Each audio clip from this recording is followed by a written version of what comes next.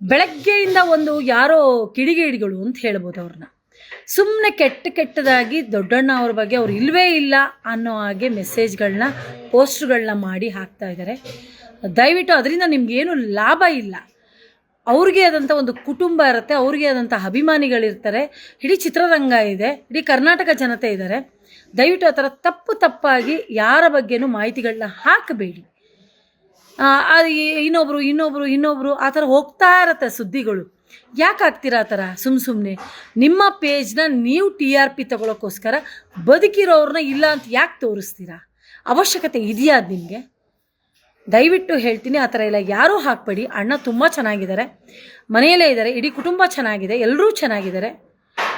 ಖುಷಿ ಪಡಿ ಚೆನ್ನಾಗಿದ್ದಾರೆ ಅಂತ. ಸುಮ್ಮನೆ ಈ ಥರ ಕೆಟ್ಟ ಸುದ್ದಿಗಳನ್ನ ಅವಾಗವಾಗ ಹಾಕ್ತಾ ಇರಬೇಡಿ.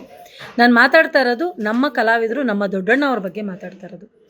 ಸುಮಾರು ಬೆಳಗ್ಗೆಯಿಂದ ನಾನು ವಿಡಿಯೋಸ್ ನೋಡಿದೆ, ಸುಮಾರು ಜನನು ಫೋನ್ ಮಾಡಿದ್ರು. ದಯವಿಟ್ಟು ಆ ಥರ ಎಲ್ಲ ಹಾಕಬೇಡಿ. ಚೆನ್ನಾಗಿದ್ದಾರೆ, ಆರಾಮಾಗಿದ್ದಾರೆ. ನಮಸ್ಕಾರ.